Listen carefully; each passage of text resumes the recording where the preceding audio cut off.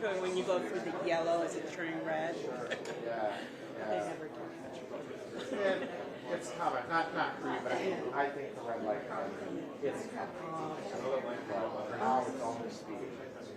So I really thought here there was red light. Okay, so that's why I was like, There's a map right here that tells you That's where I'm passing. That's Virginia. and then some of them are bold, like they start to run. and I was here for a very long time. Yeah, I so was here for a long time. in Texas, you know, they have the red light. But it seems more kind of western states have it for red lights. And Iowa. I just put my placard in Cedar there. Rapids, boy, that is a That's the thing. It's interesting, my car tells me when I go through Cedar Rapids, it tells me, oh, speed enforcement camera ahead. You know? We'll see if I can. What kind of car do you have? I have a Jeep Grand Cherokee, which I just bought like last year. Cedar Rapids,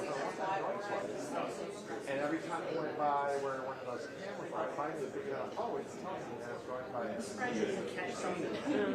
So I'm assuming it's going to do the same thing. Drive in downtown Minneapolis or areas. But something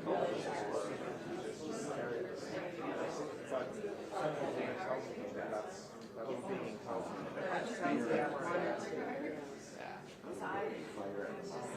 Well, I don't. It's so weird. It's nice to chat. Nice to meet you. Yes, likewise. And no water. I mean, my mom is Well, they have a bar here. Do you want one? Well, certainly. Yeah.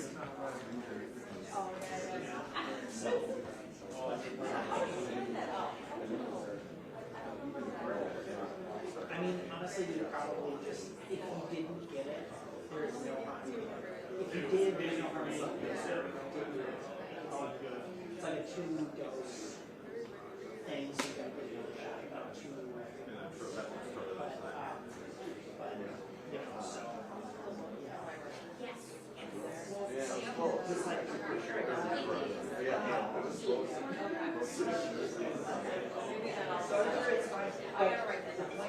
the point of the was they didn't even check her. They placed Wow, There you go. thanks a million. Yeah, no problem. I was like super dehydrated.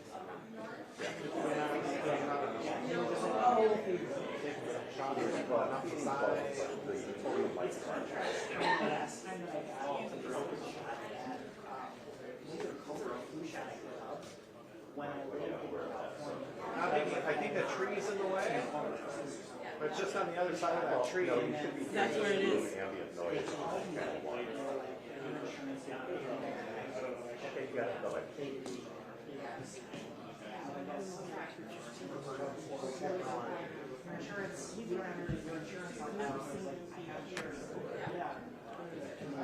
Yeah, you still it's just like, no, I don't. This is your problem, figure it out. And then they were like, you know what, you're right. It's just like, okay. So that's the worst stuff. Well, it was just like,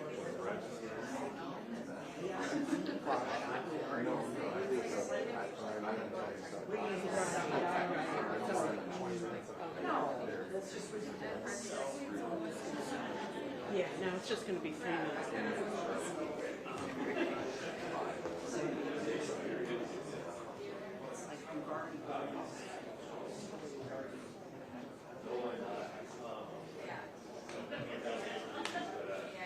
So will your story be on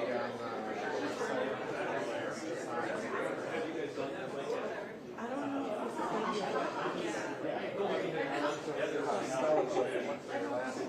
it's like a diner. Yeah, home at Diner, Ohio. But yes, I will, if they want me to do that. otherwise it'll type of this. Yes. Okay. Will that be today?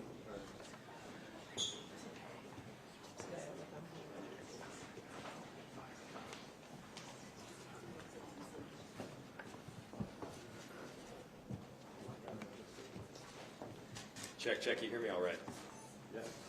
All right. Well, good afternoon, everybody.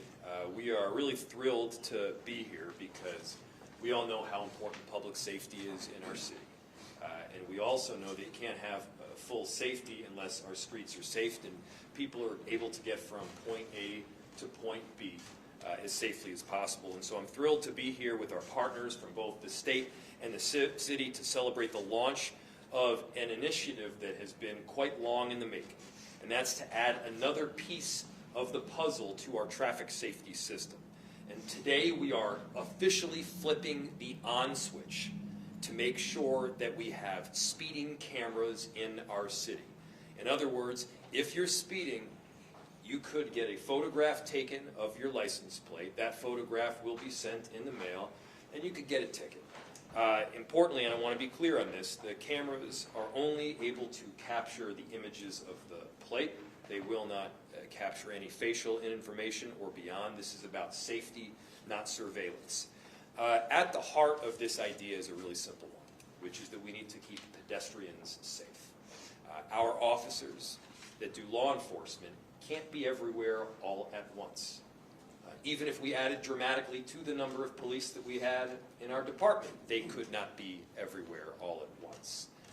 And so we wanted safe mechanisms that have been tried before, that are utilized in other cities and other states throughout the country, that would allow us to have traffic enforcement, but would also allow us to use this process efficiently. And so this has been really long in the making, and I want to give a huge thank you to the state legislators that are here with us.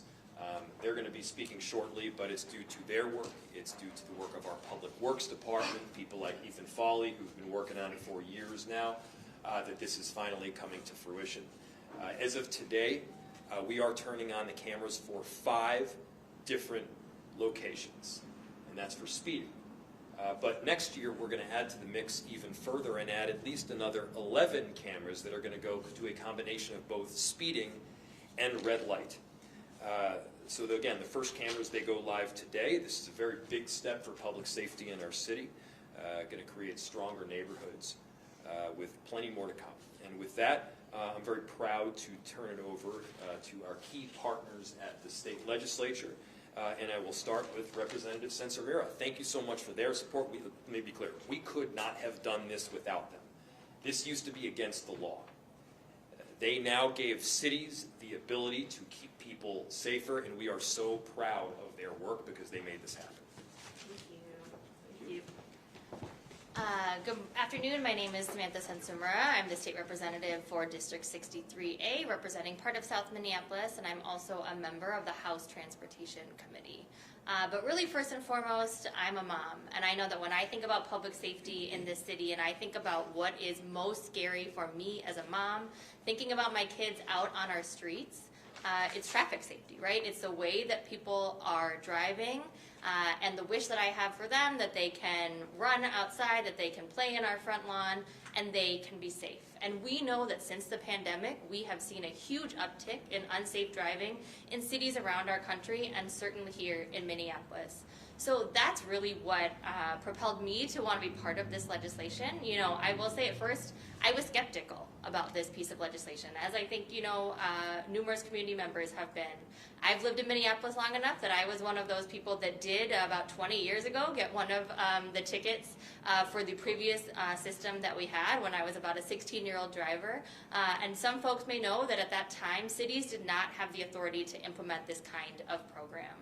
So when we came back to this legislation, you know, we were really thoughtful about the approach that we wanted to have. We know that folks in our community have real concerns about surveillance, and we know that there have been times when these kind of programs have been used to disproportionately impact certain members of our community. So we really wanted to make sure that whatever system we designed was equitable. So that's why you'll see when you look at the map of where the cameras are, they are across our city, right? And we know that we don't want to be targeting one community, but we also know that unsafe driving is happening everywhere.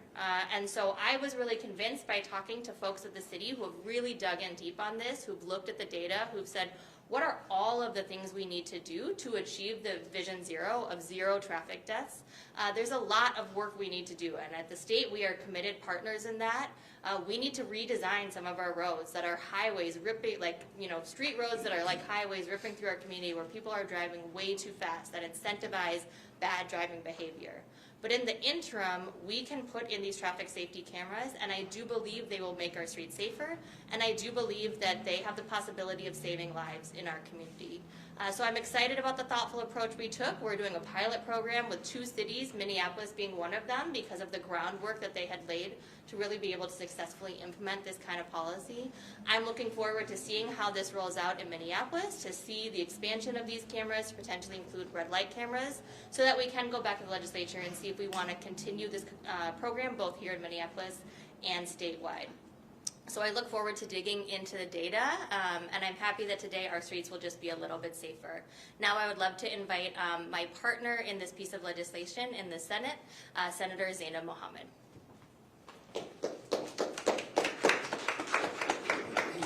Thank you, everyone. It's good to be here with all of you. I'll just mention that first and foremost, this is the work of Ethan. I know he's done work on this from the city staff level, and I really want to thank him because he's made us all better legislators and made us understand this issue better. And this is about saving lives and making our community safer, first and foremost. That's what this is about. The pilot is designed for it to not be punitive, but for it to be preventative. It's also meant to change behavior. We know that many drivers, as Representative St. has mentioned, have been driving recklessly across our cities, especially since post-pandemic. And so this is meant to create a level of behavioral change within our communities. I will also say, as I've carried this policy over the last 3 years, it's gone through many changes and transformations, which is why you see a pilot program between 2 cities currently. It's so that we can have data, so that we can see when people's behavior changes, if it does, and we can have stats so that we can make this a statewide policy. We can't do it without having the backing of the data. It's also meant so that it can ensure that our law enforcement isn't focused on this and that they can focus on actual crimes that are heinous that are happening in our communities. And so I'm really glad that we got it done this past session. Even though it's a pilot program, I think it's going to give us the support for us to make it a statewide program, and I know I intend to do that, and Representative Santamora intends to do that. As a new member, this legislation has been carried by many, many members before me, and when you're a freshman, you tend to get the hardest bills, and so I will introduce my colleague who's carried this over the years, Senator Scott Dibble. Thank you. Well, thank you, and let me just add my congratulations and my gratitude to Representative Santamora, Senator Mohammed. We're going to hear from former Representative Frank Hornstein, my partner in all good things transportation for many, many years, but also I'll add my congratulations to Ethan Foley, who's worked so hard, and Steve Huser, actually, from the IGR staff.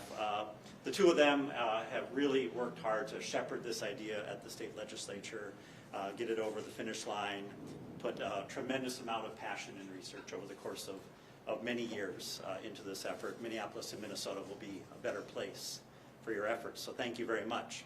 So this effort aligns with Minnesota's Towards Zero Deaths. You've heard about Vision Zero, which is the initiative at the city level, managed by Ethan Foley. We have the statewide Towards Zero Deaths initiative, which really is a proven collaboration among agencies and jurisdictions and across sector to combine partners in using the 4 E's that we talk about in trying to improve traffic safety, trying to reduce death and harm and property loss, and those are education, enforcement, emergency response, engineering.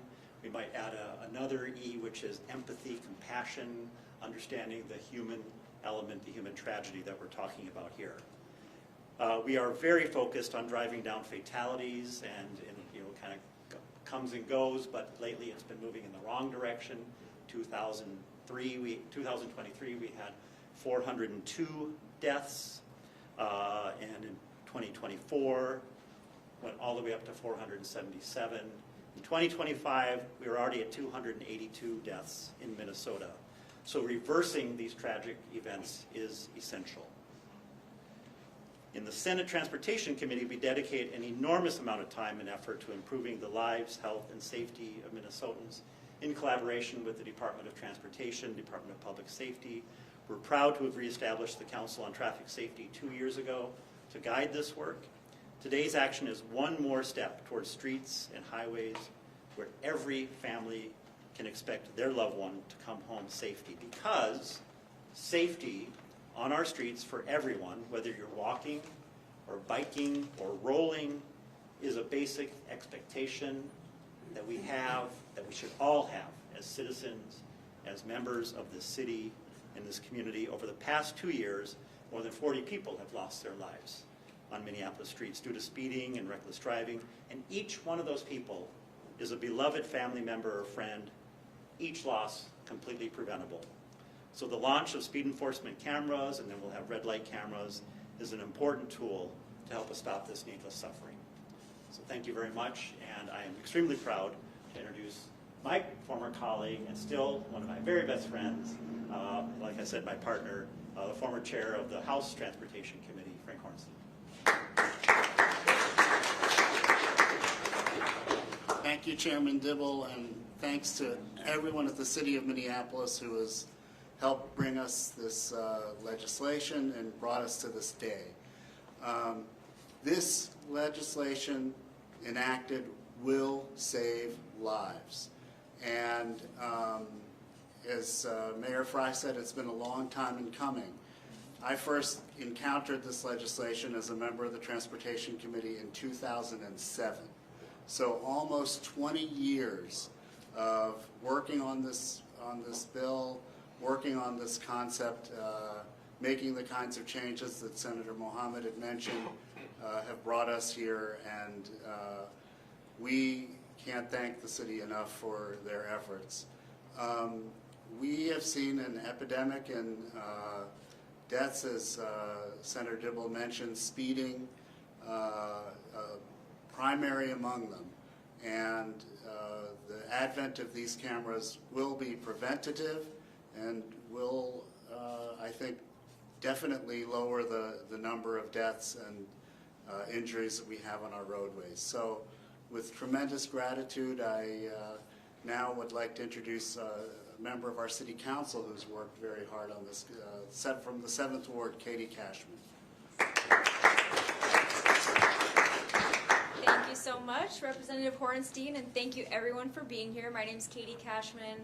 I represent the 7th Ward on the Minneapolis City Council, and I chair our Climate and Infrastructure Committee, where we take up transportation safety issues. Every person in our city has been a pedestrian. Every person in our city navigates the streets, whether you're hustling to a show here on Hennepin Avenue or you're leisurely strolling the lakes with your families on the weekend. And every person navigating our city deserves to do so safely.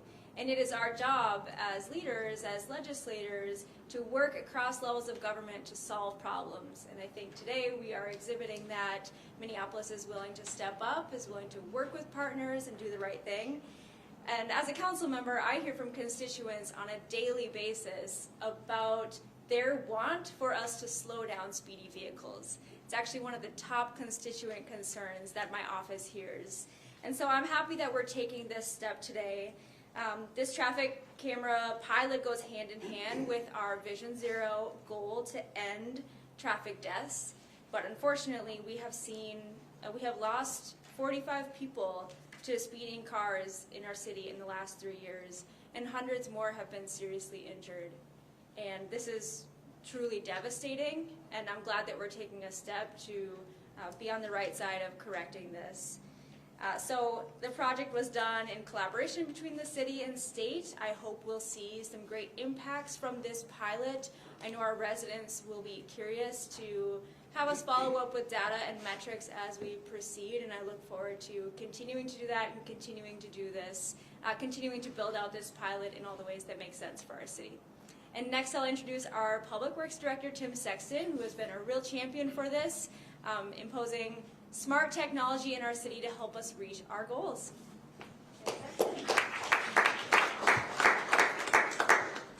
Good afternoon. As mentioned, my name is Tim Sexton. I have the honor of serving as Director of Public Works for the City of Minneapolis. As mentioned, too many lives have been lost on our roads for no reason other than drivers simply going too fast. In worst cases, this leads to serious and fatal injuries for other drivers, but also for people biking and walking. As a reminder about why this matters, the faster a car is going when it gets in a crash, the more damage it does to other vehicles and to people. So by reducing speeds, we are reducing the injuries and the deaths that can happen on our roadways. The city's Vision Zero effort is our collection of strategies to eliminate all serious and fatal crashes in Minneapolis. This traffic safety camera pilot will play an important role in making our streets safer alongside other Vision Zero strategies like traffic calming and other proven traffic safety treatments. We're putting the final touches on installing and testing the cameras right now as we speak, and we'll get to see some of the work in just a few minutes. Tomorrow, the 5 cameras will officially go live, and here's how the program will work. During the first month of the pilot, that's basically the rest of October, we'll only issue warnings to drivers, not citations. As soon as November 1st, we'll begin issuing citations to drivers going 10 miles per hour or more over the posted speed limit. A warning is going to be issued on the first offense for all drivers. After that warning, we'll issue a $40 fine to repeat offenders. Now, this fine will increase to $80 for drivers going 20 miles per hour or more over this posted speed limit. Drivers also, if they don't, instead of taking the fee for their first citation, they can also instead opt to take a free traffic safety class. An important note too about these citations though is they will not be recorded on a driver's record. As mentioned, this is meant to be preventative and slow people down. It is not meant to be a punitive response. I hope that you can see by this intentional design of the pilot that this is not making money off of speeding cars or letting those drivers off the hook. It's about changing dangerous driving behavior so our streets are safer and lives are ultimately saved. While we're not doing the work to generate revenue or to win any awards, we are being recognized for this work. And that being that role model helps other communities understand what we're doing and hopefully take some of the same actions. This year, Minneapolis was one of 2 cities in the country that received the 2025 Vision Zero for Youth U.S. Leadership Award. And we were recognized for our work to prioritize transportation safety for kids by policy changes, including this traffic safety camera pilot, along with cultivating strong partnerships with Minneapolis Public Schools and the elected leadership you see here today. As mentioned, a pilot like this takes a lot of work to make a reality. In addition to the critical work of our state delegation and local elected officials, I really want to recognize our entire Vision Zero team who's here today, led by Ethan Foley, who's been mentioned a number of times, along with Steve Hooser, who made a lot of important work coordinating at the legislature. Internally, though, you can't see it on TV, but we have a number of people in yellow vests. And it's important to recognize them because a pilot like this takes a lot of work, from electricians to people managing the streets to working out the contracting. It really is a multidisciplinary and collaborative approach to get this done. And another key partner I want to recognize is Ahmed Adow from our Regulatory Services Department, who's going to play a critical role in helping to process these citations. So I want to thank again everyone who played a role in making this pilot a reality and helping make our city a safer place to drive, walk, ride, and roll. With that, I'll turn it back over to the mayor. Thank you, Director. We'll open to any questions you might have. For the, perhaps for Senator Dibble, the authority for this pilot is 4 years, I believe, and I'm wondering. I'm going to call Ethan up to help. He's our phone a friend with some of the details, but yes. Well, the goal is. Our chief officer is right here. Yeah. The question is, after the pilot is over, is the goal of the legislature to turn this into a permanent program for the reasons you all outlined? And if so, what is it that people in the legislature are going to need to see from this in order to make that happen and sway anybody who might be not interested? Great. I would, well, I don't want to prejudge the outcome. We want to see how the pilot goes and what its effects have been. Hopefully we'll see slower speeds and the corresponding improvement in terms of lives saved and less property damage, and the like. And that's why we're doing this as pilots in Mendota Heights. Who's doing the other pilot? Yeah, and so assuming that we're going to see some good improvements in speeding and the corresponding improvements in loss of life, et cetera. Yes, we would want to extend this to more permanent and see if other local jurisdictions are interested in taking the same step. I'm not sure who can answer this question, but how does the fine work? I mean, what incentive do I have to pay if it's not going on my license? What mechanism will you use to get people to pay, even though I know it's not about the money, but I got to be held accountable if I'm caught speeding?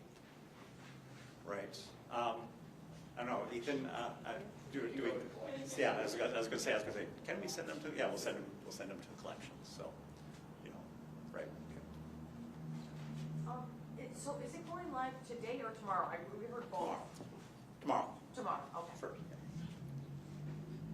Yeah, the question, did you guys discuss with the community members to come up with this kind of camera use? So, Discuss with the community. Yeah, there was a lot of community process. Ethan, you want to talk about community? Yeah, and of course, this was all subject to extensive public hearings, and many changes were made through the process that maybe Senator Mohammed can talk about that were responsive to concerns expressed by the community as represented through their elected representatives. Ethan, or on the legislative process? On the legislative process, obviously this bill started out as a statewide bill, and now it's a pilot program because members of the legislature, both sides of the aisle, wanted to see data. They wanted to see if there could possibly be behavioral change. We know that in cities that have implemented this type of program, that there was a behavior change. We also wanted to ensure that it wasn't punitive. And of course, that takes a level of behavior change. When somebody gets a ticket, that first one is a warning. Now they know when they do it again, they're gonna have to pay a fee. And if they don't, it's gonna go to collections. Or they can take a class, and that can also help with behavior change. In terms of community, we had countless conversations with community meetings. We know the city has done countless meetings in community. We consulted with organizations like the ACLU, and we know at the end, when it became a pilot program, they approved the policy as it is. Hi everyone, Ethan Foley. I'm Minneapolis Public Works. To add on the community engagement side of things, so we started at the City of Minneapolis engaging with folks around our Vision Zero action planning in 2019.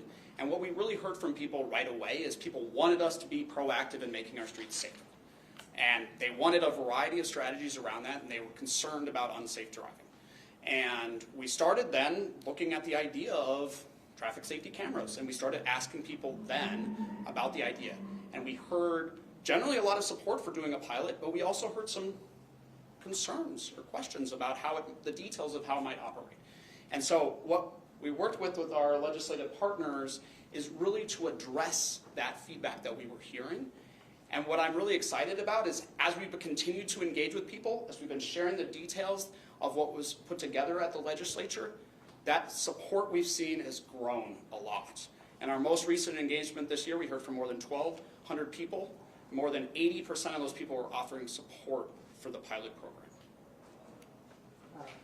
Another question, like in different cities, there are some of them like practicing camera, but at the same time there is some issues they are facing, like in terms of safety wise, because when people are really worried about the speed, at the same time they are creating more accidents, especially between collision of the cars and something like that one. So did you guys get some experience from other cities like California or something? Because they start at the meantime they stop that kind of city. I can speak to that. Yeah. So we definitely looked at how traffic safety cameras had been implemented in other cities across the country, both what worked and also some of the things that we wanted to change, right? We saw that some cities did have, disproportionate communities of color were impacted by the fines and had fines that were really, really growing exponentially. And we did not want to implement that kind of program here, so that's why we made some of the changes. I guess the other thing I would say is, we really designed this to be about community buy-in and local control. So what this pilot does, it allowed Minneapolis and Mendota Heights to adopt a traffic safety camera pilot program if they decided to. And when we had our legislation that was about moving this forward statewide, same thing. So no city or town or township in Minnesota would have to adopt this program. It would be an option for local governments if they were hearing from their community that this is a safety measure that they wanted to put in place. You mentioned 11 more locations that would be coming, and you said, Mayor, within the next year. How fast are we talking? What's the plan for rolling out? If we're up to, if 42 is the high point number, how soon do we get to that? Yeah, so if 42 is the high point, we are going to press to get as many of these rolled out as we can over as short a period of time as we can. Now, obviously, there's work that Public Works needs to undergo in order to determine both the intersections and the locations that are best and most conducive to driving down the number of traffic deaths. And at the same time, we want to make sure that the pilot gets a full run in determining whether it's functional or not, and we want to be able to do everything we can to obviously make people safer. If you were to ask me what the 5 or 11 locations are, I wouldn't tell you even if I knew, because I want people to be thinking that they may themselves get a ticket in the mail if they are speeding, no matter where they are in the city. If you're thinking to yourself, gosh, I don't know where those cameras are, I better slow down, that's exactly the reaction that we want right now. So what about the when, by the way? The 11 is next year. The 5 is tomorrow. The 11 is next year, and the 11 is a combination of both traffic and red light cameras. So, Ethan, do you want to? What's that? how do you guys choose we those don't 5 know. locations? I'm sorry? How do you guys choose those 5 locations? The 5 locations are determined by the spot that you and everybody out there watching speeds the most. So don't do it. The police, these cameras are only in 5 locations. I get that there's like a citywide deterrent element here and an element of mystery. The police department has been writing very low levels of traffic and moving violation tickets. St. Paul has a whole traffic division of their police department, and there's doesn't seem like there's a similar level of focus in the police department. That's right. Is there an interest in increasing police enforcement of moving violations? Yeah, we used to have a traffic enforcement division. That traffic enforcement division was moved to focus on more violent and potentially dangerous crimes that are happening in the immediacy. And I think people have recognized that, yeah, we do need enforcement in the city. I mean, the quickest route to erode trust in government is to pass laws that you're not ultimately going to enforce. And so what this does is gives us the ability to, yes, enforce the law, to have a repercussion without penalizing, without it being punitive. But there is a repercussion if you're going to be speeding and busting through a red light in the city, even when police can't be there in the immediacy. And so we've seen instances when people will wait an inordinate amount of time for a police officer after an accident. We've seen instances when police officers don't have the time to enforce the law around traffic violations. This gives us the ability to do it even when officers aren't right there.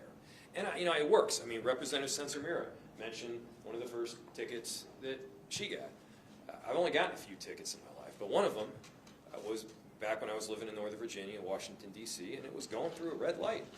And they took a picture, and they sent it in the mail. And my mom saw it. It was kind of embarrassing, and I didn't do it again.